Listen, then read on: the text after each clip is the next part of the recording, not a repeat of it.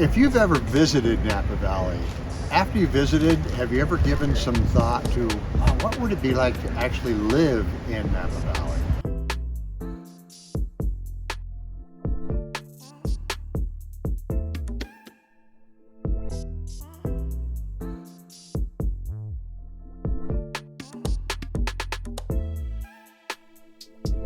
I'm Lee W. Miller, and the reason that I ended up living here is my wife, who is a registered dietitian, got a job at the Veterans Home in Yountville, and that's what landed us here.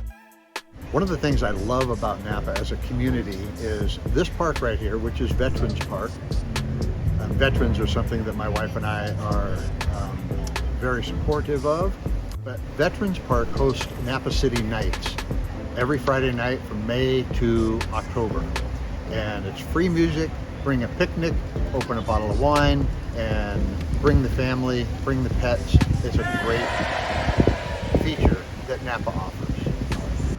There's so much to do, wonderful restaurants, wonderful wineries, but the sense of community here is unlike anything that I've ever experienced. I grew up in Santa Rosa, not far from here, just over the hill in Sonoma County. My wife Leanne, and we just thought we would let you get to know us a little bit, because a lot of times people ask, what's it like living in Napa Valley? For a place that has almost 4 million visitors every single year, we feel it's a pretty special place that we have the opportunity to live in. And we've been here for 9 years now. Yep. She's just the fact checker. She's not going to say anything. She's just going to confirm or correct me wherever. We've been here 9 years. See, there we go. Okay, so we got 9 years. We visited here where our daughter lived before us. And every time we came to Napa, there was just this chill feeling and this vibe that we felt that was so great. When we would visit, we thought, wow, it'd be kind of cool to live here. And we would go up valley and do wine tasting, and the next thing we know, we're living in Napa. And the 9 years that we've had to experiment and explore and try out lots of different restaurants, we have found kind of a list that are our go-tos. I think the top amongst them would have to be Napa Valley Bistro. That has a very locals kind of a feel. Excellent food. We've never gone wrong, never had any problems there. But the wait staff, the management, the chef, they're all very friendly, and so we kind of feel like they're friends of ours who own that restaurant. So yeah, it's one of our favorite places, and I think that if we have a choice of going anywhere, we typically go there. They have everything that you would want, from casual fish and chips to amazing hamburger, a lamb burger. They always have a nice filet mignon, which you enjoy. That's kind of my go-to, and your go-to is mostly the scampi? I like, no, just whatever fish. They always have a special on fish, but everything we have there is always good. They always have risotto, and it's always specific for whatever season we're in. So summer risotto is really big right now, with corn, fresh tomatoes, and green beans. So that would be our go-to.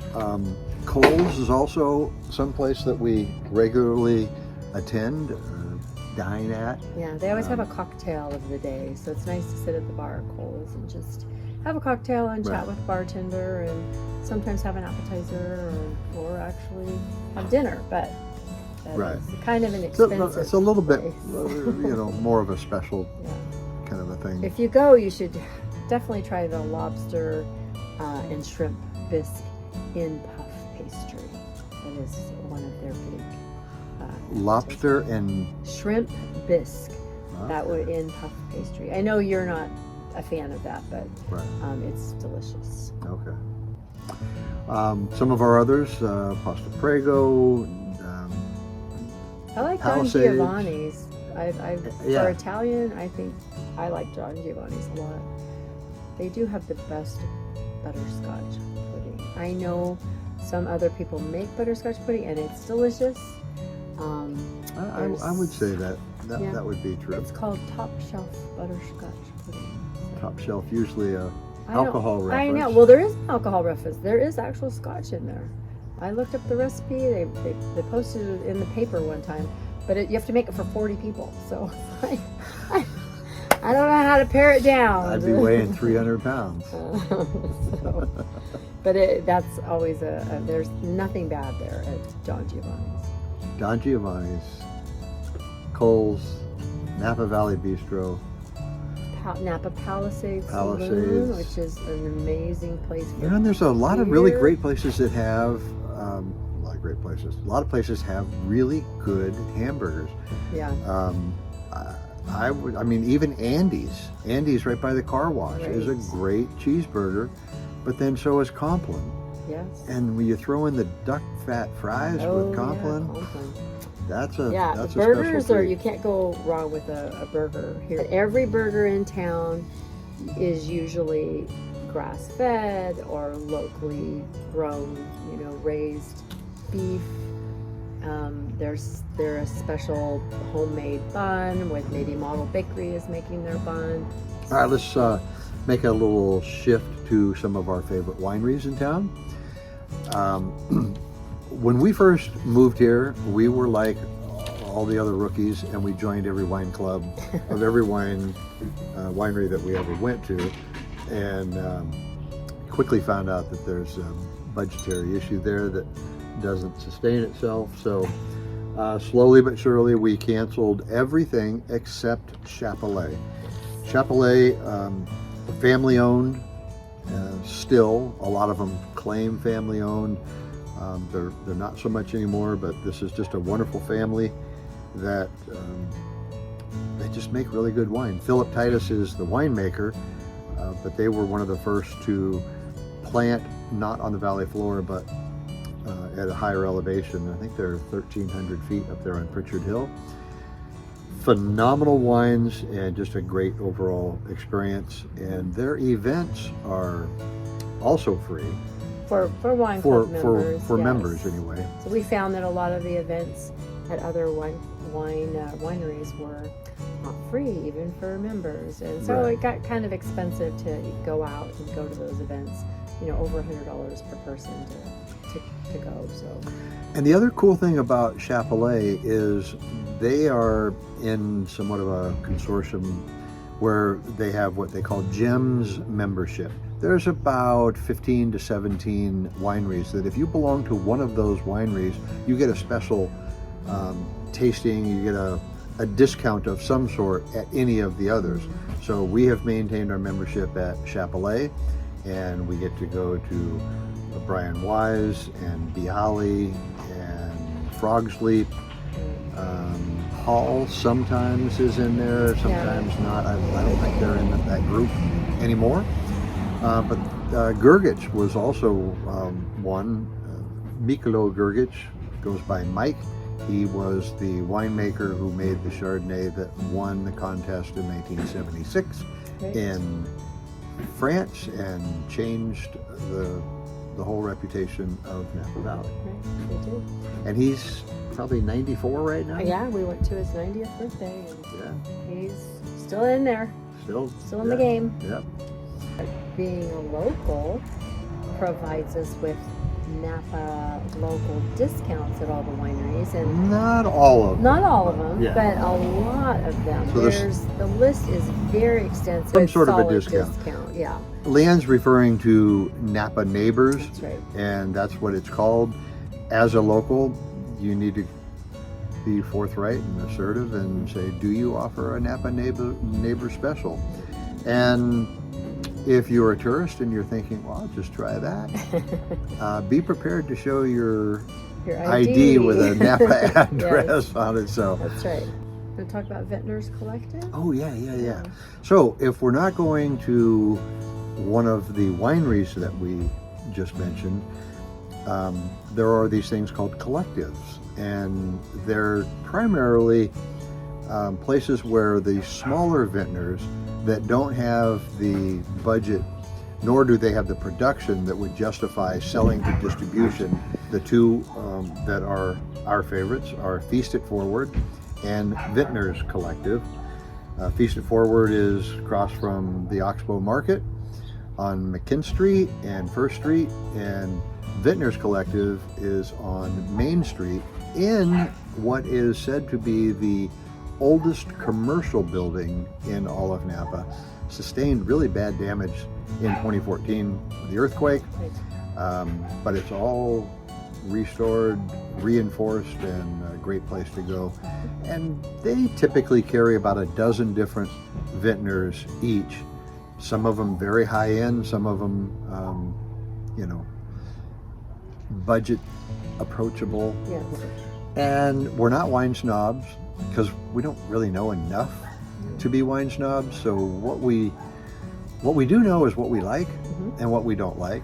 And that's what we focus on. And who cares what Robert Parker says? Who cares what the sommelier says? Although all the sommeliers in Napa that I've encountered, they're not what you would think. They're not the snooty, oh, you're going to drink that varietal with that dish. Oh gosh, it's whatever you want to do. They're pretty approachable, and we're with them. We always make sure that they get a taste. Because it goes to their research if they get right. a little taste of. They are researching, and Right.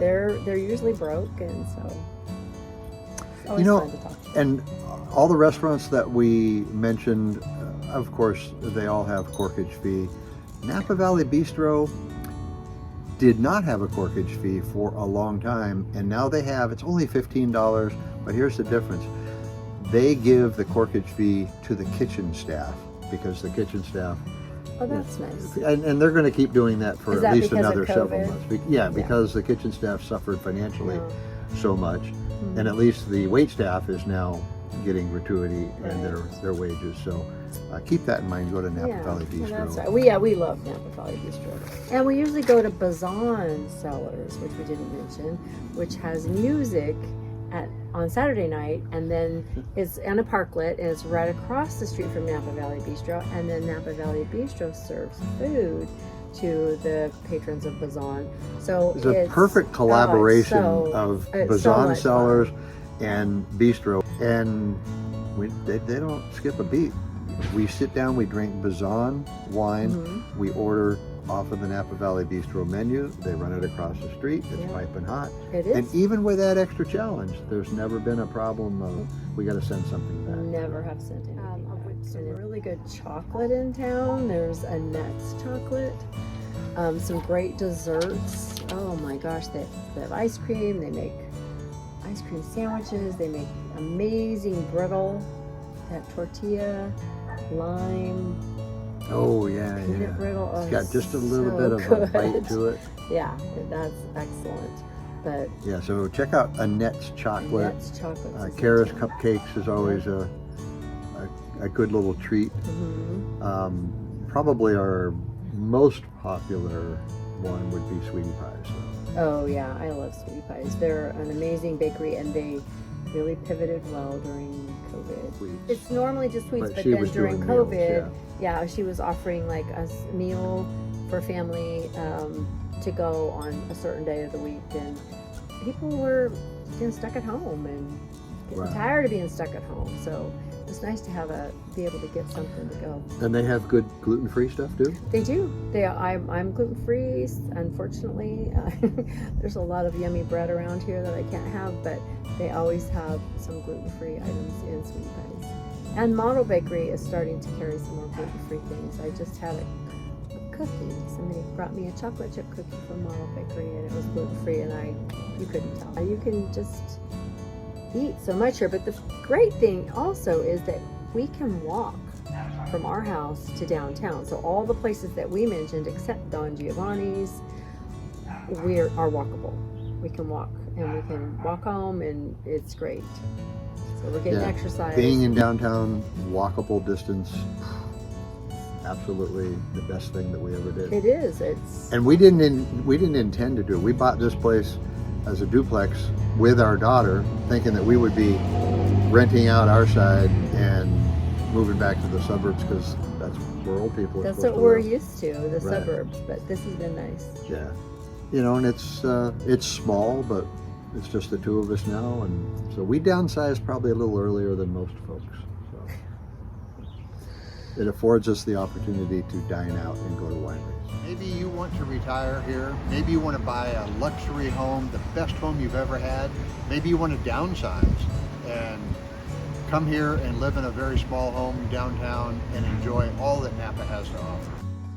Thanks for listening. Appreciate the opportunity to have you get to know us a little bit, and always any questions that you ever have about Napa, about real estate, I'm happy to answer those questions. Just click where it says they're on the screen and get in touch with me. Take care.